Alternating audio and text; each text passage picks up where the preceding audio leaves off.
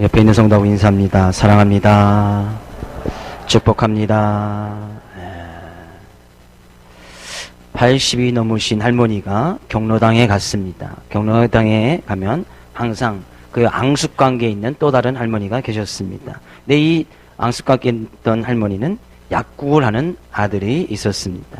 근데 이 할머니, 80이 넘은 할머니가 경로당에 갔는데 이 약국을 하던 할머니가 자랑을 하는 거예요. 자기 아들 자랑하는 거죠. 아, 우리 아들이 벤츠 세단을 샀어. 정말 좋아. 아시죠? 차 벤츠?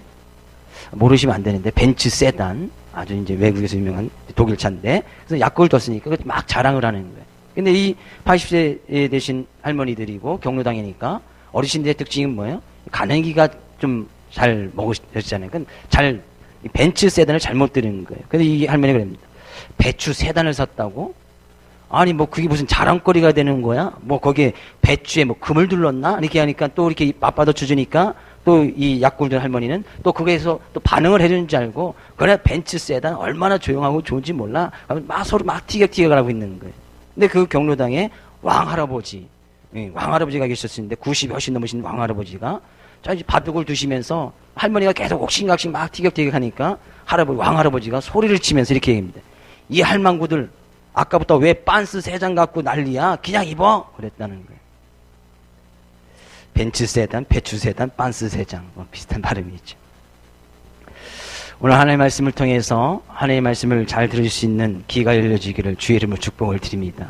예? 귀 있는 자는 복이 있을지어다. 예수님께서 여러 군데 말씀하고 있습니다. 육체적인 기쁨이 아닌 영적인까지 열려져서 하나님의 말씀을 통하여서 우리의 심령 가운데 그냥 놀라운 역사가 일어나고 회복의 역사가 일어나고 치유의 역사가 일어날 수 있기를 주의 이름으로 다시 한번 축복을 드립니다. 우리나라에는 전쟁에 관한 많은 아픔이 있었습니다. 저도 뭐 전쟁 세대는 아니기 때문에 전쟁의 어떤 생생한 경험을 기억할 수는 없습니다. 그나마 역사적인 자료나 사진 또 지금 세계 각국에서 종종 일어나고 있는 그런 테러 사건을 통해서 아, 전쟁은 저런 것이구나 간접적으로 체험할 수밖에 없지요. 그래서 사람들은 전쟁을 누구나 다 두려워하고 우리도 그 전쟁이 일어나지 않도록 기도하고 간구하고 나갑니다. 그러나 어떻게 보면 믿는 사람들은 늘 전쟁 가운데서 살아가고 있습니다. 세상 사람들도 이 세상의 삶을 전쟁이라고 비유하고 있습니다. 취업 전쟁, 그죠? 학업 전쟁, 또한 결혼 전쟁, 이런 전쟁이라는 단어를 많이 쓰고 있다는 거예요. 왜? 그만큼 사회가 경쟁을 이루고 그것을 뚫고 지나가야 뭔가 얻을 수 있는 그런 시대가 되어졌다는 거예요. 근데 영적인 삶을 살아가는 우리 그리스도의 삶의 모습 가운데서는 항상 이런 싸움이 존재한다는 거예요. 영적인 싸움을 살아가고 있다는 거예요. 우리는 매일매일 영적인 싸움을 살아갑니다. 그런 영적인 싸움에서 우리들을 주님께서는 군사로 불러주신 거죠. 군사. 이 군사는 잘 훈련되어야 나가서 싸워서 이길 수 있다는 거예요. 세상에서 나가서 그리스도인들이 사는 것이 결코 쉬운 일만은 아닙니다. 세상에서 믿는 자의 모습으로 믿음으로 그리스도인으로서 이 세상에 살아간다는 것은 정말 치열한 전쟁 가운데 있는 것과 마찬가지다 그런 얘기죠. 그래서 성경에서는 여러 군데 우리의 삶의 모습을 전쟁이라고 비유하고 나가서 싸워서 이겨야 될 것이라고 이야기를 하고 있습니다. 오늘 본 말씀에서 그런 이야기를 하고 있습니다.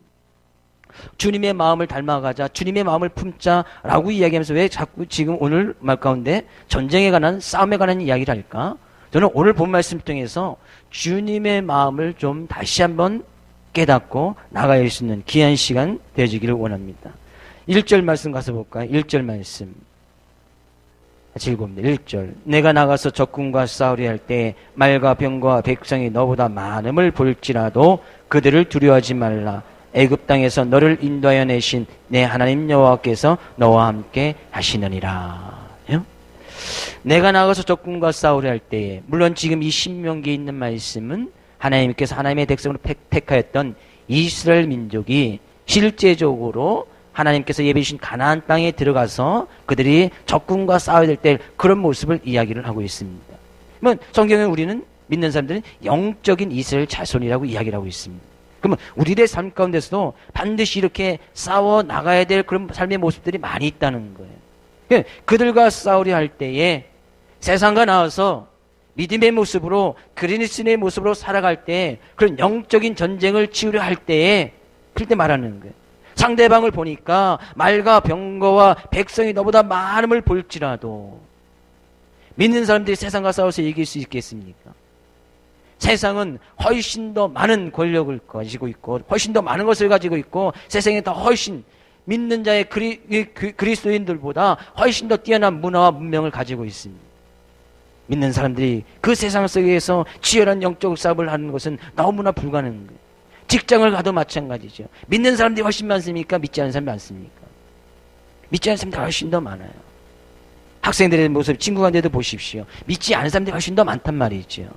우리나라 평균만 20%가 그리스도인이라고 하니까 믿지 않는 사람들이 훨씬 더 많은 거예요. 10명 중에 8명은 내 직장 동료가 10명 있으면 그 중에 8명, 9명 믿지 않는 거예요. 그 가운데서 믿음의 모습으로 지켜나가기 위해서는 정말 힘든 것이죠. 그러나 말씀하고 있습니다. 그들이 말과 병거는 어떤 전쟁의 어떤 힘을 상징합니다. 말이 많고 병거가 많은 것은 힘을 상징해요. 백성이 많다는 건 숫자가 많은 것을 이야기하죠. 그러나 그런 것을 볼지라도 우리가 믿음의 모습으로 세상과 나가서 영적인 싸움을 할 때 상대방을 보니까 세상을 보니까 그들이 훨씬 더 많고 좋은 무기를 가지고 있고 더 큰 힘을 가진다 할지라도 우리에게 정말 힘과 능력이 되어지는 것은 무엇인가? 1절에 말씀하고 있습니다. 내 하나님 여호와께서 너와 함께 하시느니라. 우리의 가장 강력한 무기는 하나님께서 나와 함께 하신다는 사실입니다. 믿으십니까? 그 사실 때문에 우리는 용기가 생기는 거예요. 힘이 생기는 거예요. 하나님께서 나와 함께 하시는구나. 하나님께서 내 편이 되어주시는구나. 하나님께서 대신 싸워주시겠구나. 상대방의 아무리 말과 병거가 많을다 할지라도 숫자가 많은다 할지라도 하나님이 내 편이시면 하나님께서 싸워주시니까 우리는 두려워하고 걱정하지 말고 겁내지 말고 떨지 말고 그들로 인하여서 놀라지 말 것을 이야기를 하고 있습니다. 이것이 저는 믿음이라고 생각되어집니다. 하나님께서 나와 함께 하시니까 그 믿음을 가지고 세상에 나가서도 믿음의 모습으로 당당히 그리스도의 모습으로 살아가는 거예요. 이것을 갖다가 영적인 싸움이라고 이야기를 하지요. 영적인 싸움. 에베소서 6장 12절에는 이렇게 이야기를 하고 있습니다. 같이 읽어보겠습니다. 우리의 씨름은 혈과 육을 상대하는 것이 아니요 통치자들과 권세들과 이 어둠의 세상 주관자들과 하늘에 있는 악의 영들을 상대함이라. 우리가 싸우는 싸움은 직장 동료들과 피 터지게 육체적으로 싸워서 그들과 짓밟고 이기고 올라가는 그런 모습이 아니라는 거예요. 우리의 싸움은 이 통치자들과 이 세상의 원세를 잡은 권세들과 이 어둠의 세상의 주관자들, 악한 세력들, 좀 더 성경에 그것을 다른 말로 사단 마귀라기까지도 이야기를 하고 있습니다. 하늘에 있는 악한 영들이 항상 믿는 자들을, 그리스도인들을 믿음에서 떨어뜨리려고 하고 세상과 싸워서 항상 주저하고 낭망하게 만드는 그런 세력들이 많이 있다는 거예요. 심지어는 그 악한 영들을 우는 사자와 같이, 우는 사자라고 표현하고 있습니다. 배고파서 배고픔에 쩔어 있는 우는 사자가 삼킬자를 두루 찾아다니는 모습으로 성경은 비유하고 있습니다. 이 세상에서 믿는 사람들이, 그리스도인들을 우는 사자들이, 악한 영들이 막 찾아다니면서 어떻게 하면 밥으로 삼아 먹을 수 있을까? 그렇게 찾아다니는 세대란 말이죠. 그 가운데서 어떻게 우리가 우는 사자의 밥이 되지 않을 수 있을까? 하나님께서 나와 함께 하신다는 이 믿음의 모습이, 이 믿음의 결단의 모습, 믿음의 확신의 모습이 나의 삶 가운데, 우리의 삶 가운데서 가장 큰 힘이 되어진다는 사실이에요. 우리 옆에 있는 성도에게 다시 한번 이야기해 줍니다. 하나님께서 당신과 함께 하십니다. 얘기해 주세요. 이것이 가장 큰 힘이에요. 아무리 말과 병거가 많이 있으면 뭡니까? 하나님께서 우박을 내려서 자연재해를 통해서 하나님께서 그냥 순식간에 그들을 멸하실 수만, 그 멸하실 수 있는 능력이 계신 분이 바로 하나님이신데, 아무리 숫자가 많으면 뭐합니까? 하나님께서 그냥 하룻밤 사이에 순식간에 멸망시키시는 능력이 계신 분이 바로 하나님이신데, 네, 그 하나님께서 말씀하시는 거예요. 너희 세상에서 믿는 자의 모습으로 승리하러 나갈 때에 내가 너와 함께 할 것이다. 너네 가만히 두고만 봐라. 그 싸우는 것은 내가 싸울 것이니까 그 하나님만 믿고 의지하고 나가라, 이 이야기를 하고 있습니다. 4절 말씀에서도 그것을 이야기하고 있습니다. 4절 말씀 가서 볼까요? 4절. 너희 하나님 여호와는 너희와 함께 행하시며 너희를 위하여 너희 적군과 싸우시고 구원하실 것이라 할 것이며. 싸움은 누가 싸워주시는 거예요? 하나님께서 싸워주시는 거예요. 내가 하나님을 믿고 하나님께서 나와 함께 하신다는 그 믿음의 확신 가운데 거하고 믿는 자의 모습으로 세상에 나가면 싸워주시는 분은 하나님께서 싸우신다는 거예요. 우리는 하나님께서 싸워주시는 그 모습을 보고 위대하신 하나님을 찬양하고 예배하면 나가면 되는 거예요. 그 하나님께서 나와 함께 하시는구나. 그 하나님께서 나의 믿음을 지켜주시는구나. 주의 의로운 손이 나와 함께 하시는구나 하면서 우리는 세상에 담대하게 나가면 된다는 것이죠. 이 말씀은 하나님께서 나와 정말 함께 하시겠다고 강력하게 우리에게 주어지는 말씀이에요. 어떠한 두려움과 겁도 내지 말 것을 이야기하고 있는 것이죠. 하나님께서 우리와 함께 하신다는 말씀 시편 121편 말씀에도 있습니다. 시편 120편 3절에서 8절 말씀 같이 읽어볼까요? 같이 읽어보겠습니다. 여호와께서 너를 실족하지 않게 하시며 너를 지키시는 이가 졸지 아니하시리로다. 이스라엘을 지키시는 이는 졸지도 아니하시고 주무시지도 아니하시리로다. 여호와는 너를 지키시는 이시라. 여호와께서 내 오른쪽에서 내 그늘이 되시나니 낮의 해가 너를 상하게 하지 아니하며 밤의 달도 너를 해치 아니하리로다. 여호와께서 너를 지켜 모든 환난을 면하게 하시며 내 영혼을 지키시리로다. 여호와께서 너의 출입을 지금부터 영원까지 함께 지키시리로다. 아멘. 이것보다 더 큰 힘이 어디 있겠습니까? 하나님께서 우리를 지켜주시는데 우리의 출입을 지금부터 영원까지, 낮에 그 어떤 해와 밤의 달도, 세상의 그 어떤 악한 세력들도 우리를 해치지 못할 것이다. 그 하나님은 졸지도 아니하시고 주무시도 하지 아니하시고 우리를 항상 지켜주시는 분이시다 라고 이야기를 하고 있는 거예요. 하나님께서 이렇게 지켜주신다는 그런 믿음의 확신 가운데 거해야 할 줄로 믿습니다. 그래서 세상에서 우리는 믿는 자의 모습으로 승리할 수 있다는 사실이에요. 그러나 세상의 악한 세력들도 만만치 않습니다. 우리를 항상 믿음 가운데서 떨어뜨리려고, 믿는 자의 모습에서 항상 그 믿음을 실족하고 낙마하게 하고, 악한 세력들도 항상 유혹을 한다는 것이죠. 악한 세력들의 유혹은 단 한 가지예요. 에덴 동산에서 하나님께서 아담과 하에게 말씀하십니다. 에덴 동산을 모든 것을 다 누리게끔 하시고 단 선악과 나무를 먹지 말라고 이야기를 하지요. 사단이 와서 요구하는 거예요. 뭐라고 요구합니까? 야, 선악과 열매를 먹으면 하나님처럼 될 수 있어. 하나님처럼 될 수 있다는 거예요. 하나님처럼 되면 아담과 하와의 삶 가운데서 하나님이 필요 없는 거예요. 에덴 동산을 지켜주신 하나님이 필요 없는 거예요. 더 이상 자기의 삶 가운데 하나님의 은혜와 능력이 필요 없는 거예요. 왜? 자기가 하나님처럼 될 수 있다고 하니까. 하나님 없이도 살아갈 수 있겠구나. 선악과 열매를 따먹고 마는 거예요.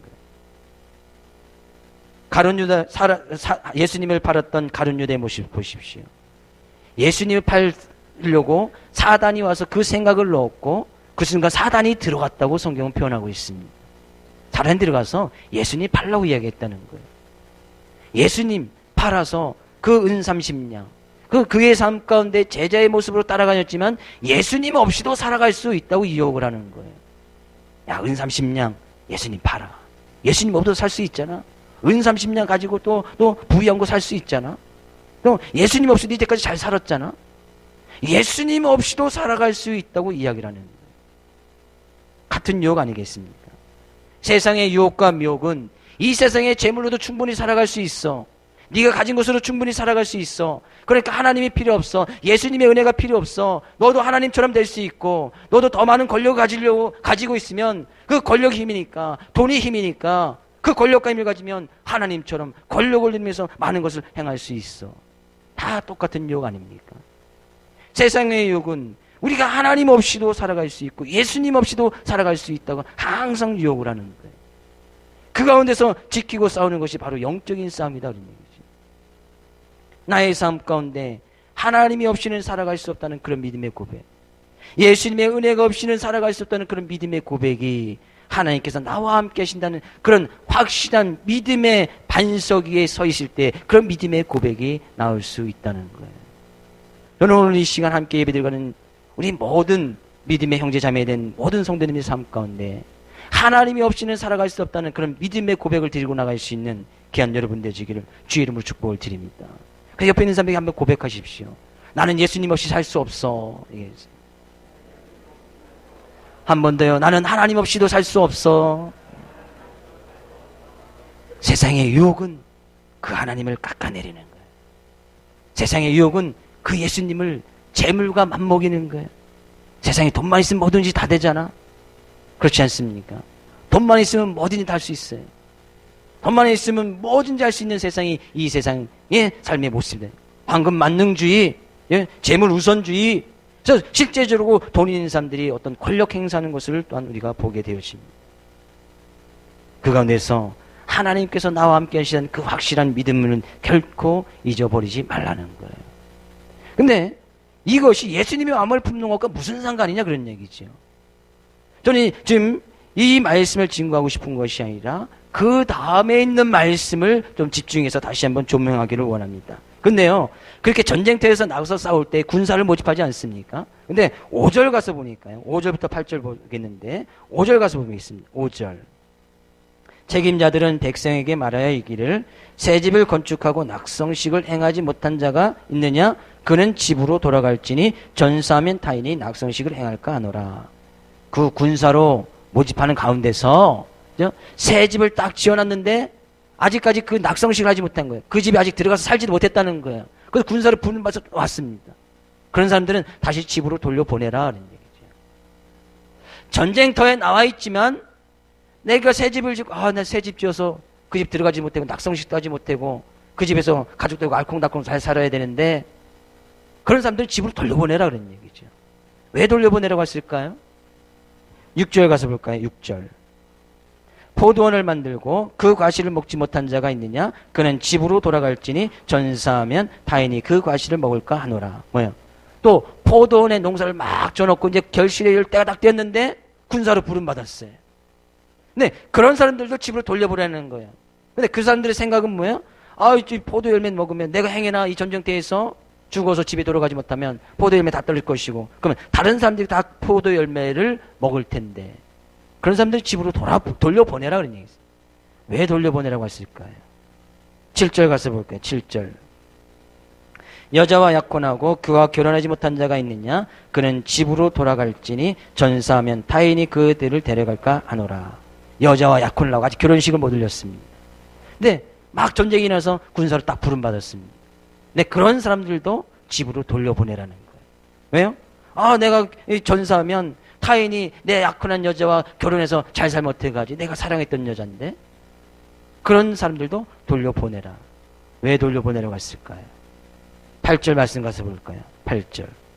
책임자들은 또 백성에게 말하여 이르기를 두려워서 마음이 허약한 자가 있느냐? 그는 집으로 돌아갈지니 그의 형제들의 마음도 그의 마음과 같이 낙심될까 하노라. 그 백성들 가운데 군사로 부둔 세상 가운데 그래요? 마음이 허약한 자. 마음이 허약한 자는 뭐예요? 마음이 두렵고 겁내고 두려워 떠는 사람들, 그런 사람들도 돌려보내라. 그런 사람의 낙심하고 허약한 그런 모습을 통해서 다른 옆에 있는 형제들도 그 마음에 같이 낙심되고 허망하여질까봐 그 사람들은 돌려보내라는 거예요. 집으로 돌려보낼 사람들이 내부리의 사람들이 있습니다. 그런 사람들은 전쟁터에서 나와서 군사로 부름받지만 다 집으로 돌려보내라고 했습니다. 왜 돌려보내라고 했을까요? 그들의 몸은 지금 어디에 와 있어요? 전쟁터에 와 있어요. 근데 그들의 생각과 마음은 다 어디가 있어요? 집에 가 있고 포도원에 가 있고 약혼한 여자에 가 있고 낙심하고 낭망되는 그런 상황 속에 가 있었단 말이죠.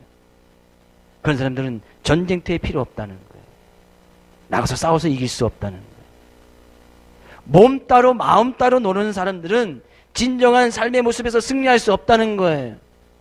우리가 주님의 마음을 온전히 품어야 되는데 몸은 여기 와 있지만 지금 마음은 딴 데가 있으면 세상에서 승리할 수 없는 거예요. 주님의 마음을 품때 100% 주님의 마음을 품지 아니하면 세상에 나가서 근심 걱정이 계속 있는 거예요. 새 집 졌는데 그 집에 들어가 살지 못하면 어떻게 가지? 내가 지금 재물을 많이 모아뒀는데 지금 그것을 막 이제 누리면서 좀 살려고 하니까 믿음에 실려놓은 거예요. 그거 다른 사람이 다 사용하면 어떡하지? 아, 이제 좀 어느 정도 좀 잘 살아서 취업도 하고, 이제 결혼도 해야 되는데, 그 근심과 걱정 때문에 나가서 싸우지 못하는 거예요. 무슨 말씀을 하고 있는 것이죠? 5절부터 8절 있는 말씀, 무슨 말씀을 하고 있는 거예요?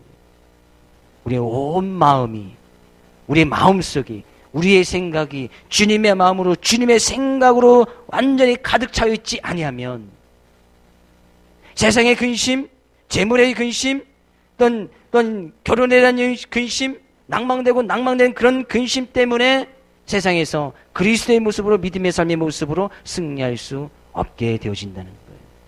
사단 마귀는 그것을 노리는 것이죠. 악한 색들은 그것을 노린단 말이죠. 내 마음속이 100% 주님의 마음으로 차여있지 않으면 우리는 그런 영적인 전쟁에서, 영적인 싸움에서 패배할 수밖에 없다는 거예요. 그래서 오늘 본 말씀은 이야기하는 거예요. 우리의 마음을 온전히 100% 주님의 마음으로 채우라.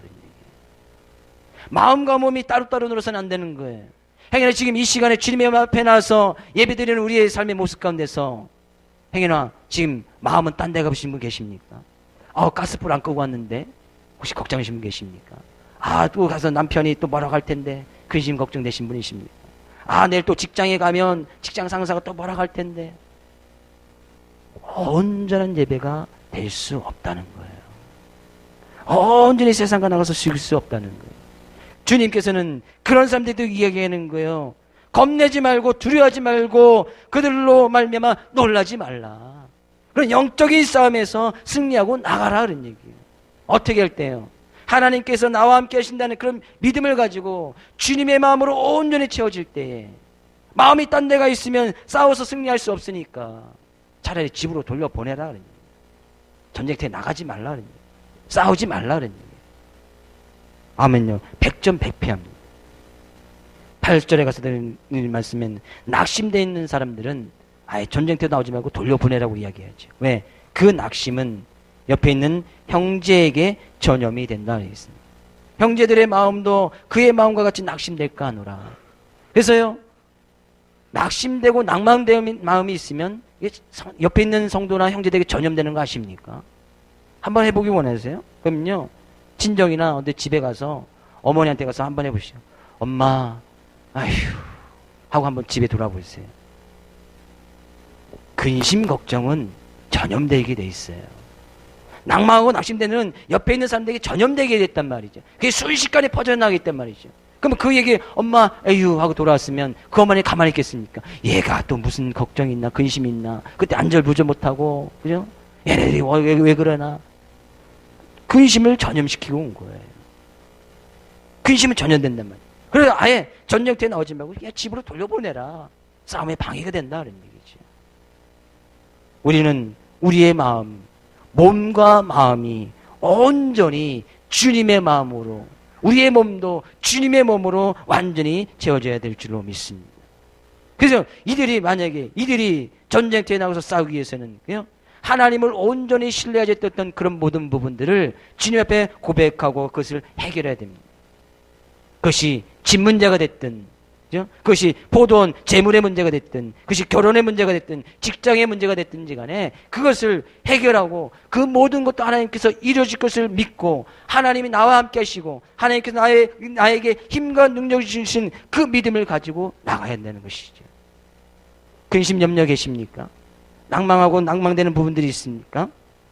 또한 세상 것 때문에, 또한 자녀들 때문에, 직장의 문제 때문에, 학업의 문제 때문에 근심되고 낭망되는 것이 있습니까?